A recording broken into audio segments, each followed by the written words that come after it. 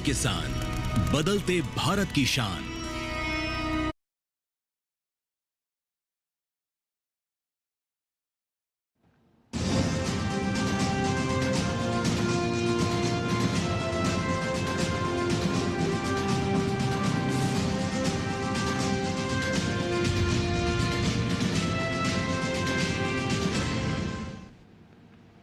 नमस्कार, स्वागत है आपका किसान समाचार में। मैं हूं रेशमा आपके साथ। आइए नजर डाल लेते हैं इस वक्त की हेडलाइंस पर। राष्ट्रपति द्रौपदी मुर्मू ने सस्ती और सुलभ सौर ऊर्जा सुनिश्चित करने के लिए वैश्विक स्तर पर सामूहिक प्रयासों की आवश्यकता पर दिया बल। One world one sun one grid के प्रधानमंत्री नरेंद्र मोदी के विजन को किया रेखांकित। कहा, जलवायु परिवर्तन से निपटने के लिए तत्काल और ठोस कदम उठाने की है जरूरत। प्रधानमंत्री नरेंद्र मोदी की अध्यक्षता में केंद्रीय मंत्रिमंडल ने किसानों और केंद्रीय कर्मचारियों को दिए बड़े तोहफे। कैबिनेट ने रबी सीजन 2025-26 के लिए फॉस्फेटिक और पोटेशियम उर्वरकों पर पोषक तत्व आधारित सब्सिडी दरों को दी मंजूरी।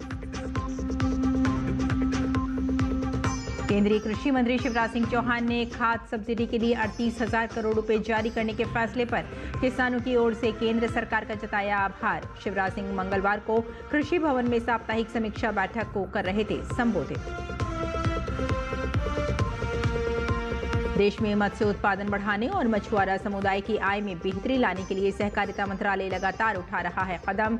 सहकारी समितियों के जरिए मत्स्य उत्पादन, भंडारण और विपणन को संगठित करने पर भी दिया जा रहा है जोर।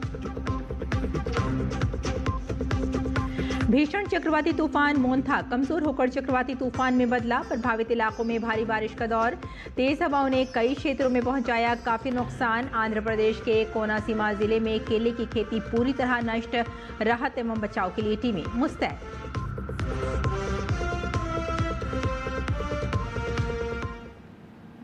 और आइए अब समाचारों पर डालते हैं विस्तार से नजर। केंद्रीय कैबिनेट ने मंगलवार को दो बड़े फैसले लिए। एक फैसला कर्मचारियों से जुड़ा हुआ है तो दूसरा देश के अन्नदाता से। मोदी सरकार की कैबिनेट ने 8वें वेतन आयोग के टर्म ऑफ रेफरेंस को मंजूरी दी, जो 18 महीने में अपनी सिफारिश पेश करेगी, जिसका फायदा लाखों केंद्रीय कर्मचारियों और पेंशनर्स को होगा। इसके अलावा मोदी सरकार ने रबी सत्र के लिए पोषक तत्व आधारित सब्सिडी योजना को मंजूरी दी। इसके तहत करीब 38,000 करोड़ रुपए की सब्सिडी योजना को मंजूरी मिली है। देश के केंद्रीय कर्मचारियों और पेंशनर्स के लिए अच्छी खबर है। केंद्रीय मंत्रिमंडल ने 8वें वेतन आयोग के टर्म ऑफ रेफरेंस को मंजूरी दे दी है। सुप्रीम कोर्ट की पूर्व न्यायाधीश रंजना प्रकाश देसाई को इस आयोग का अध्यक्ष नियुक्त किया गया है। 8वें वेतन आयोग में एक अध्यक्ष, एक सदस्य अंशकालिक और एक सदस्य सचिव शामिल होंगे। सूचना प्रसारण मंत्री अश्विनी वैष्णव ने बताया कि 1 जनवरी 2026 से 8वें वेतन आयोग के लागू होने की उम्मीद है। 8वां वेतन आयोग 18 महीने के भीतर अपनी सिफारिशें पेश करेगा। केंद्र सरकार के इस फैसले से 50 लाख केंद्रीय कर्मचारियों और 69 लाख पेंशन भोगियों को फायदा होगा। इसके लिए काफी बड़ा कंसल्टेशन होता है। कई मंत्रालय जिनमें बड़ी संख्या में सरकारी कर्मचारी हैं, सेंट्रल गवर्नमेंट के, डिफेंस हो गया, होम हो गया, रेलवे हो गया, और डीओपीटी के माध्यम से जो जॉइंट कंसल्टेटिव मैकेनिज्म है सभी यूनियंस का, सभी फेडरेशंस का, उस जेसीएम के साथ भी डिटेल्ड कंसल्टेशन होता है। करीब 50 लाख सेंट्रल गवर्नमेंट के एम्प्लॉइज हैं। 18 मंथ्स के अंदर ये रिपोर्ट आएगी इसकी। कैबिनेट में दूसरा फैसला किसानों के हित से जुड़ा है। रबी सत्र के लिए पोषक तत्व आधारित सब्सिडी योजना को मंजूरी दी गई है। रबी सीजन 2025-26 के लिए कुल 37,952 करोड़ रुपए की सब्सिडी योजना को मंजूरी दे दी है। इस रबी सीजन के लिए सब्सिडी पिछले वर्ष की तुलना में लगभग 14,000 करोड़ रुपए अधिक रखी गई है। Cabinet approved about 37,952 crore rupees का इसका जाएगा टोटल आउटगो, और 1 अक्टूबर 2025 से ये रेट्स एप्लीकेबल हो जाएंगे। डीएपी और टीएसपी, ट्रिपल सुपर फॉस्फेट और डाई अमोनियम फॉस्फेट, ये दोनों सबसे बड़े हाईली कंज्यूम्ड फर्टिलाइज़र के कंपाउंड्स हैं। इनका करीब 60% इन दोनों का कम होता है कंजम्पशन। इन दोनों के लिए एक स्पेशल पैकेज भी रखा गया है, जिससे कि जो फार्मर्स को, किसानों को जो रेट मिले वो रेट बिल्कुल कांस्टेंट रहे, वो बिल्कुल ना बढ़े। जाहिर है किसान हित से जुड़े इस अहम फैसले से किसानों को उचित कीमत पर खाद मिलती रहेगी। रबी सत्र की बुआई के लिए भी किसानों को खाद के लिए कोई अतिरिक्त कीमत का बोझ नहीं उठाना पड़ेगा। मोदी सरकार ने सब्सिडी बढ़ाकर इसका बढ़ा बोझ खुद उठाने का फैसला किया है। शैलेंद्र मिश्र, डीडी न्यूज, दिल्ली। श्री शिवराज सिंह चौहान ने खाद सब्सिडी के लिए 38,000 करोड़ रुपए जारी करने के फैसले पर किसानों की ओर से केंद्र सरकार का आभार जताया। शिवराज सिंह मंगल को यहां कृषि भवन में साप्ताहिक समीक्षा बैठक को संबोधित कर रहे थे। समीक्षा बैठक में बताया गया कि खरीफ 2025 के दौरान फसलों की बुआई काफी अच्छी हुई है। खरीफ 2025 के लिए धान की बुआई का कुल आंकड़ा 441.58 लाख हेक्टेयर तक पहुंच गया, जो पिछले वर्ष की अपेक्षा अधिक है। वहीं तिलहनी फसलों का अखिल भारतीय क्षेत्र 190.13 लाख हेक्टेयर तक दर्ज किया गया, जिसमें सोयाबीन एवं मूंगफली प्रमुख है। इसी तरह दालों का क्षेत्र 120.41 लाख हेक्टेयर तक पहुंचा, जो पोषण सुरक्षा की दिशा में महत्वपूर्ण उपलब्धि है। वहीं गन्ने का क्षेत्र 59.07 लाख हेक्टेयर तक रहा, जिससे गन्ना उत्पादक किसान भाइयों और बहनों को सीधा फायदा होगा। देश के कृषि क्षेत्र को इस बार अनुकूल मानसून, पर्याप्त वर्षा, जलाशयों में बेहतर जल संग्रह के चलते काफी लाभ मिला है। शिवराज सिंह ने देश में कृषि क्षेत्र की प्रगति की साप्ताहिक समीक्षा के दौरान बताया कि प्रमुख जलाशयों में सामान्य या अधिक स्तर पर पानी संग्रहित है, जिससे सिंचाई संबंधी जरूरतें काफी हद तक पूरी हुई हैं व खरीफ की बुआई समय पर पूरी हो सकी है। बैठक में ये जानकारी भी दी गई कि देश के कुछ क्षेत्रों में खरीफ की फसलों की कटाई शुरू हो गई। अब तक कुल खरीफ क्षेत्र के लगभग 27% भाग की कटाई हो चुकी है। साथ ही कुछ इलाकों में रबी की बुआई भी प्रारंभ हो चुकी है। बैठक में बताया गया कि देश में पिछले वर्षों की तुलना में कुल जल संग्रहण की स्थिति बेहतर है। 161 जलाशयों के उपलब्ध संग्रहण 165.58 अरब घन मीटर है, जो गत वर्ष के मुकाबले 104.30% और पिछले 10 वर्षों के औसत संग्रहण का 115.95% है। भारतीय प्रधानमंत्री नरेंद्र मोदी की पहल पर शुरू हुए अंतर्राष्ट्रीय सौर गठबंधन का 8वें सत्र इस समय दिल्ली में चल रहा है। राष्ट्रपति द्रौपदी मुर्मू ने इस कार्यक्रम में भारत के one world one sun one grid के विजन को दुनिया के सामने रखा, तो भारत द्वारा पर्यावरण संरक्षण की दिशा में किए गए कामों का जिक्र भी किया। ये गठबंधन आज ग्लोबल साउथ का सबसे बड़ा संधि आधारित अंतर सरकारी संगठन बन चुका है, जिसका उद्देश्य सौर ऊर्जा को सभी के लिए सुलभ और सस्ता बनाना है। भारत आज विश्व का तीसरा सबसे बड़ा सौर ऊर्जा उत्पादक देश बन गया है। भारत एक बार फिर वैश्विक और अभियान के केंद्र में चमक रहा है। नई दिल्ली के भारत मंडपम में चल रहे अंतर्राष्ट्रीय सौर गठबंधन ISA के 8वें सत्र में राष्ट्रपति द्रौपदी मुर्मू ने मुख्य भाषण दिया। ये ISA में किसी भारतीय राष्ट्रपति का पहला संबोधन है। राष्ट्रपति ने one world one sun one grid के प्रधानमंत्री नरेंद्र मोदी के विजन को रेखांकित करते हुए कहा कि सस्ती और सुलभ सौर ऊर्जा सुनिश्चित करने के लिए वैश्विक स्तर पर सामूहिक प्रयासों की आवश्यकता है। उन्होंने जलवायु परिवर्तन से निपटने के लिए तत्काल और ठोस कदम उठाने की जरूरत बताई। The deliberations and decisions of this assembly will act as a milestone in the production of solar energy, which is contribute in building an inclusive and equitable world.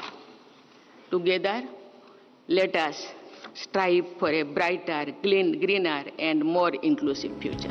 नवीन और नवीकरणीय ऊर्जा मंत्री तथा ISA महासभा के अध्यक्ष प्रहलाद जोशी ने कहा कि ये मंच वैश्विक एकजुटता और दक्षिण सहयोग की भावना को और मजबूत करता है।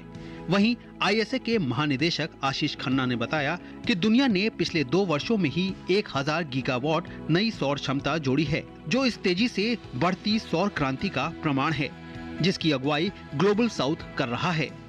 This reflects our belief in equitable growth within the global south.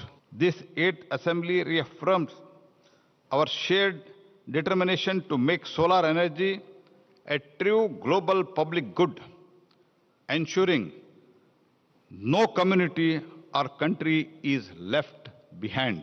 It took 25 years for the world to reach 1,000 gigawatt of solar, yet in just 2 years, the next 1,000 gigawatt has been reached.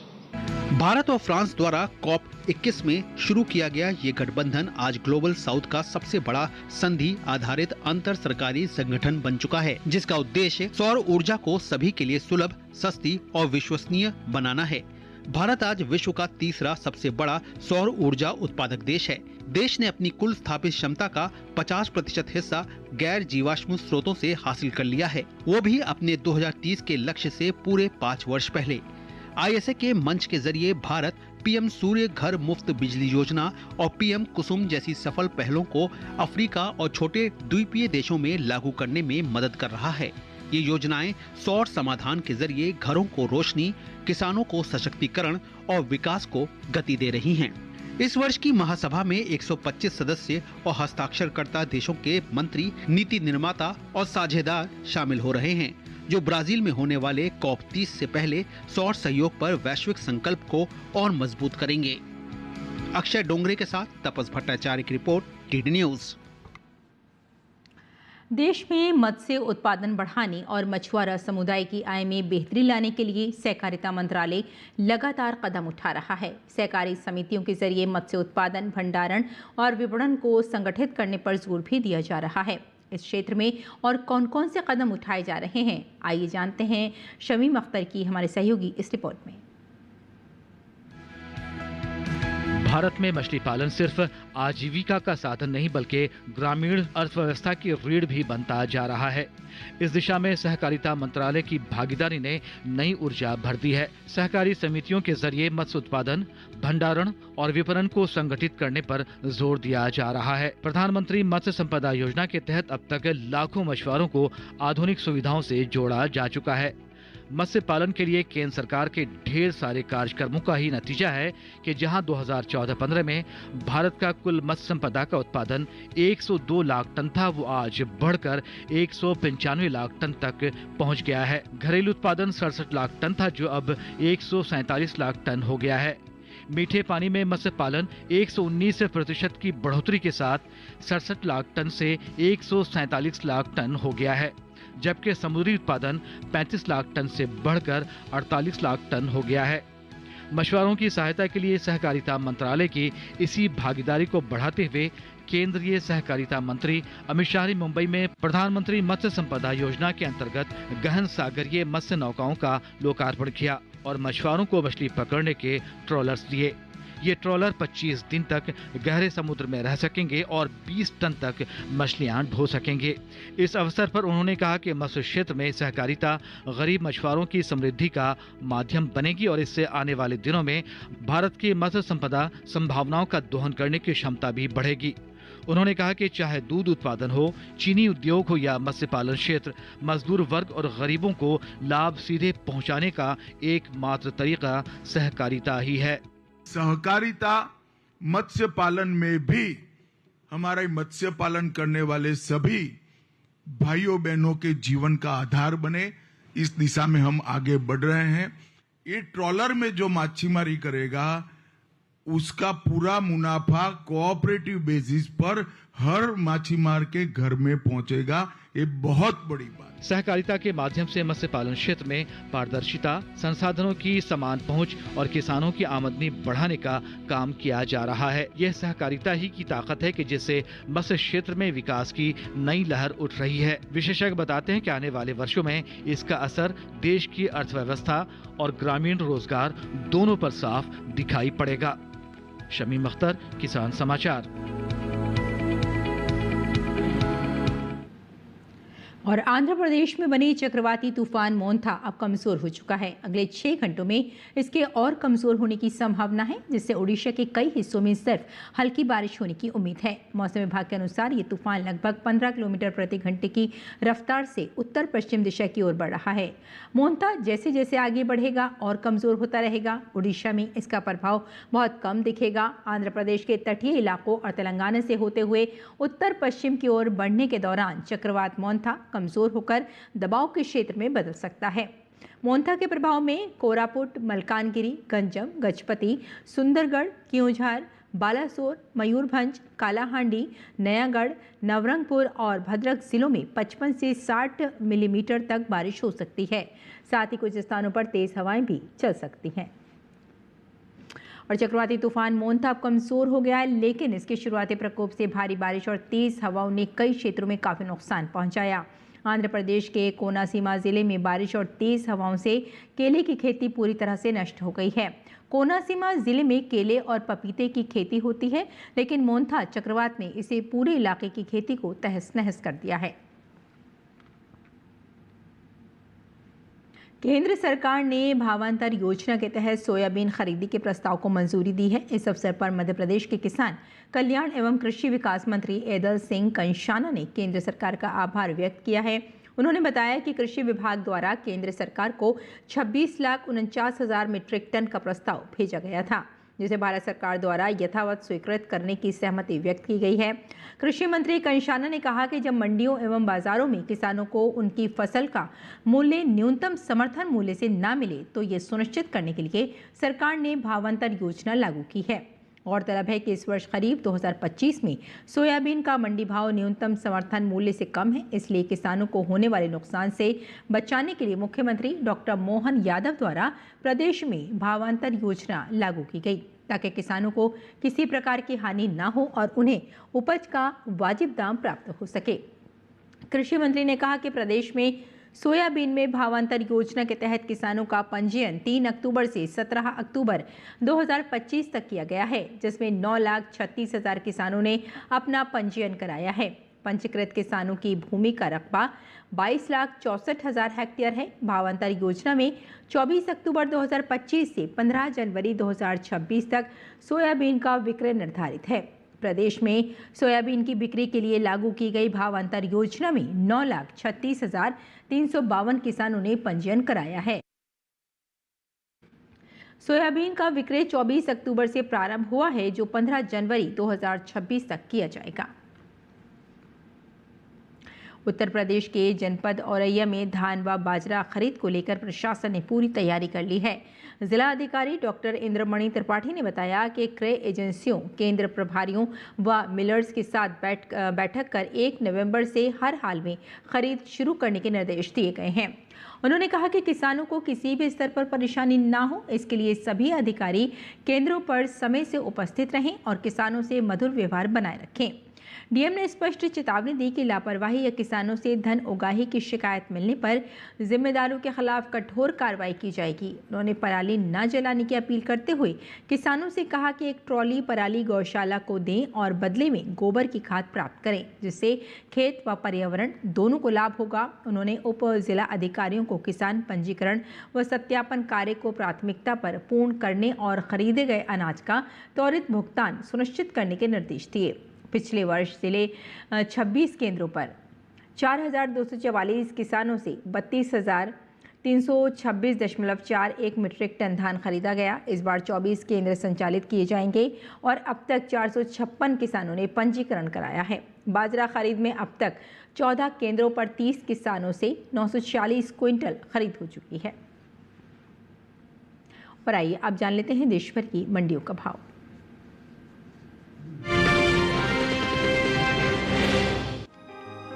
लाल मिर्च की आवक इन दिनों सीमित देखने को मिल रही है। South की मंडियों में ही मंगलवार को लाल मिर्च बिकवाली के लिए पहुंची।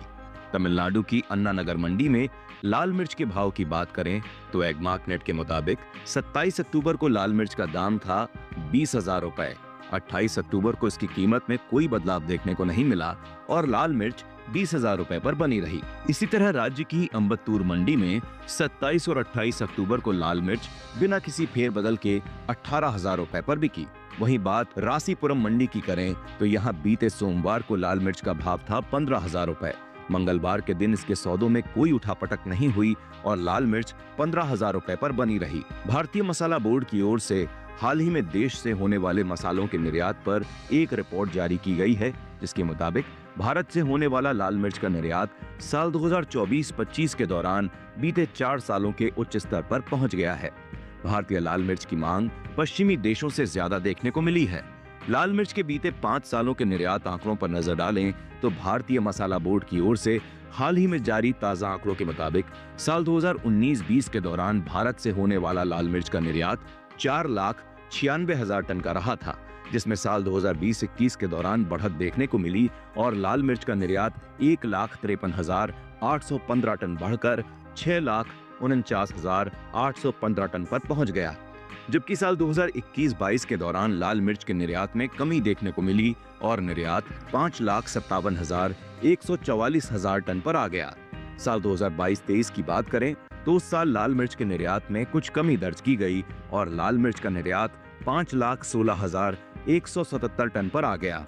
वहीं साल 2023-24 के दौरान लाल मिर्च का निर्यात बीते साल के मुकाबले 84,960 टन बढ़कर 6,01,084 टन पर जा पहुंचा।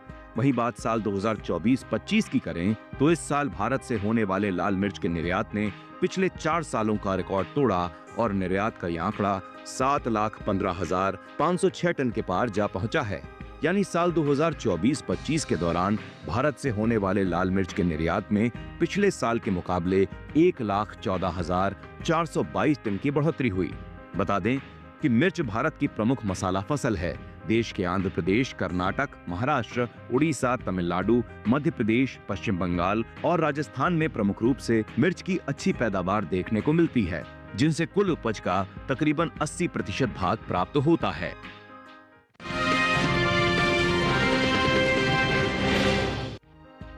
कृषि एवं किसान कल्याण मंत्रालय ने साल 2024-25 के कृषि फसलों का तीसरा अग्रिम अनुमान जारी किया है। इसके मुताबिक खरीफ सोयाबीन की पैदावार में इस बार बढ़ोतरी हो सकती है।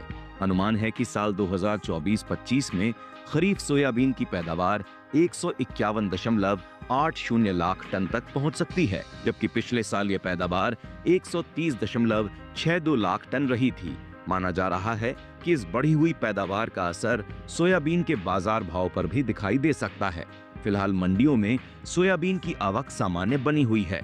एग्मार्कनेट के मुताबिक गुजरात की मोडासा मंडी में 27 अक्टूबर को पीली सोयाबीन का भाव था 4155 रुपए। 28 अक्टूबर को इसके दाम 60 रुपए चढ़कर 4215 रुपए पर हुए। मध्य प्रदेश की इंदौर मंडी में सोयाबीन के भाव में तेजी दर्ज की गई। 27 अक्टूबर को यहां सोयाबीन की कीमत थी 4,090 रुपए। 28 अक्टूबर को इसके सौदों में 210 रुपए का उछाल देखने को मिला, जिसके बाद सोयाबीन 4,300 रुपए पर जा पहुंची। इसी तरह राज्य की ही सोनकच्छ मंडी में बीते सोमवार सोयाबीन का दाम था 4,000 रुपए। 28 अक्टूबर को इसके दाम 311 रुपए चढ़कर 4,311 रुपए हो गए। हालांकि उत्तर प्रदेश की महरौनी मंडी में 27 और 28 अक्टूबर को सोयाबीन की कीमत बिना किसी बदलाव के 4,000 रुपए पर बनी रही। बता दें कि कुछ समय पहले ही कैबिनेट ने खरीफ फसलों के न्यूनतम समर्थन मूल्य यानी एमएसपी में बढ़ोतरी को मंजूरी दी। प्रधानमंत्री नरेंद्र मोदी की अध्यक्षता में आर्थिक मामलों की मंत्रिमंडलीय समिति ने विपणन सीजन 2025-26 के लिए 14 खरीफ फसलों के एमएसपी बढ़ाए हैं। सरकार के इस फैसले से किसानों को उनकी फसलों का उचित दाम मिलेगा और आय में भी वृद्धि होगी। इस बार खरीफ राम तिल, रागी, कपास और तिल पर सबसे अधिक एमएसपी बढ़ाई गई है। इन फसलों में पीली सोयाबीन भी शामिल है। साल 2024-25 में जहां इसका एमएसपी 4,892 रुपए प्रति क्विंटल था, वहीं साल 2025-26 के लिए इसे 436 रुपए बढ़ाकर 5,328 रुपए प्रति क्विंटल कर दिया गया है।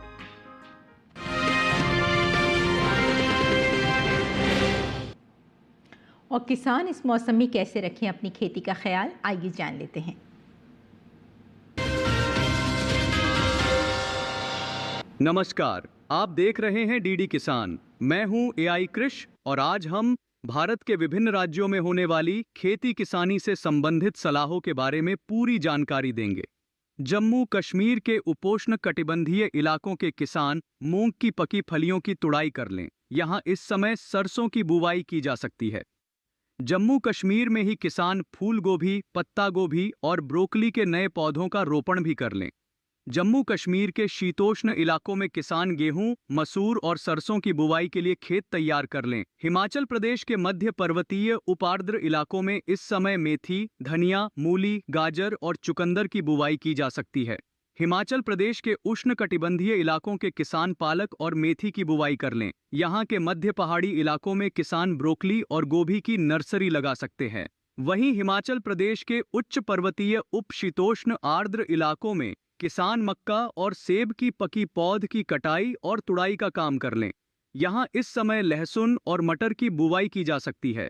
उत्तराखंड के भाबर और तराई वाले इलाकों के किसान धान और मक्का की पकी फसलों की कटाई कर लें। यहाँ इस समय सरसों और मटर की बुवाई की जा सकती है। उत्तराखंड के पहाड़ी इलाकों के किसान आलू की बुवाई कर लें। उत्तराखंड के उपोष्णकटिबंधीय इलाकों में किसान धान और गन्ने की पकी फसलों की कटाई का काम पूरा कर लें। हरियाणा के पश्चिमी इलाकों में किसान धान, बाजरा, ग्वार और कपास की पकी फसलों की कटाई कर लें। साथ ही यहाँ इस समय सरसों की बुवाई की जा सकती है। वहीं हरियाणा के पूर्वी इलाकों में किसान धान की पकी फसलों की कटाई कर लें। यहाँ इस मौसम में सरसों, मटर और गन्ने की बुवाई की जा सकती है। इसी तरह कृषि और किसानों से जुड़ी हर महत्वपूर्ण जानकारी के लिए हमारे साथ जुड़े रहिए और देखते रहिए डीडी किसान। धन्यवाद।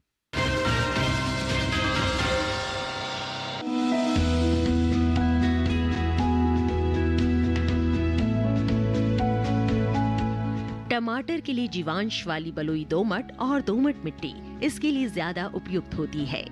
1 हेक्टेयर बुआई के लिए सामान्य किस्म का 400 से 500 ग्राम बीज चाहिए, जबकि संकर किस्म का 150 से 200 ग्राम बीज ही पर्याप्त होगा। जिन किसानों की पौध तैयार हो गई है वो अब इसकी रुपाई कर ले। रुपाई के लिए खेत को अच्छी तरह जोतकर मिट्टी को भुरभुरा बना ले और क्यारियां तैयार कर ले। हर क्यारी 0.75 मीटर चौड़ी और जरूरत के हिसाब से 5 से 10 मीटर लंबी हो सकती है। ध्यान रहे कि सीमित बढ़वार वाली फसल के लिए कतार से कतार के बीच की दूरी 60 सेंटीमीटर और पौध से पौध की दूरी 45 सेंटीमीटर होनी चाहिए, जबकि असीमित बढ़वार वाली फसलों में कतार से कतार की दूरी 75 सेंटीमीटर और पौध से पौध के बीच की दूरी 50 सेंटीमीटर होनी चाहिए। रुपाई दोपहर बाद करना ज्यादा बेहतर रहेगा। रुपाई के तुरंत बाद जरूरत हो तो हल्की सिंचाई कर दे। बाद में जब भी आवश्यक हो तो पानी देते रहे। खरपतवार नियंत्रण के लिए समय समय पर निराई गुड़ाई करते रहे। टमाटर में कई तरह की बीमारियां भी लग सकती है। झुलसा रोग में पुरानी पत्तियां पीली हो जाती है। टमाटर की फसल में विषाणु से फैलने वाला मौजिक रोग भी खतरनाक है। इसमें पत्तियां सिकुड़ जाती हैं और पौधों की बढ़वार रुक जाती है। रोकथाम के लिए सिकुड़ी पत्तियों को उखाड़कर जला दे। टमाटर में पत्ती, तना और फल भेदक कीट लगते हैं। इससे ग्रसित पत्तियां गिर जाती हैं। रोकथाम के लिए विशेषज्ञों की सलाह पर उचित दवाओं का छिड़काव करें।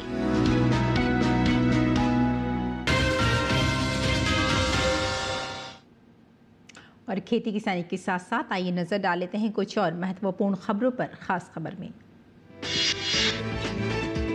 तीनों सेनाओं की सर्वोच्च कमांडर राष्ट्रपति द्रौपदी मुर्मू ने आज वायुसेना के अंबाला स्टेशन से अत्याधुनिक लड़ाकू विमान राफेल में उड़ान भरी। राष्ट्रपति मुर्मू इससे पहले सुखोई 30 लड़ाकू विमान में भी उड़ान भर चुकी हैं। 2 अलग अलग लड़ाकू विमानों में उड़ान भरने वाली वे पहली महिला राष्ट्रपति हैं। इसे नारी सशक्तिकरण के बड़े प्रतीक के रूप में देखा जा रहा है। राष्ट्रपति ने उड़ान भरने से पहले वहां मौजूद लोगों का अभिवादन स्वीकार किया। उत्तर प्रदेश के मुख्यमंत्री योगी ने बिहार के रघुनाथपुर विधानसभा क्षेत्र में एक रैली को संबोधित किया। उन्होंने कहा, जन जन एनडीए की विकासवादी नीतियों के साथ है। मध्य प्रदेश के मुख्यमंत्री मोहन यादव ने बिहार विधानसभा चुनाव को लेकर कहा, प्रधानमंत्री के नेतृत्व में पुनः एक बार एनडीए की सरकार नीतीश कुमार के साथ बने। इस दिशा में बिहार में हम काम कर रहे हैं। केंद्रीय मंत्री जीतन राम मांझी ने कहा, नीतीश कुमार और प्रधानमंत्री नरेंद्र मोदी ने बिहार के विकास के लिए कई कदम उठाए हैं। बिहार की जनता एनडीए को भारी मतों से जिताएगी। महागठबंधन के मुख्यमंत्री फेस और राजद नेता तेजस्वी यादव ने कहा, हमने कल जो घोषणा की है उसको हम मिलकर पूरा करेंगे। हम ओल्ड पेंशन स्कीम को लागू करने का काम करेंगे।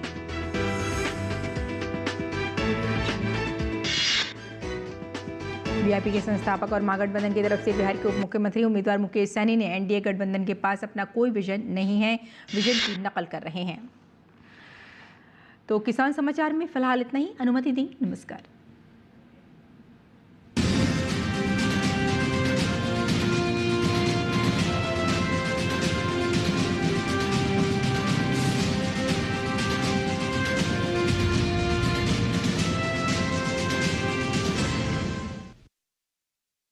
डीडी किसान ने कर ली है तैयारी, यहां मिलेगी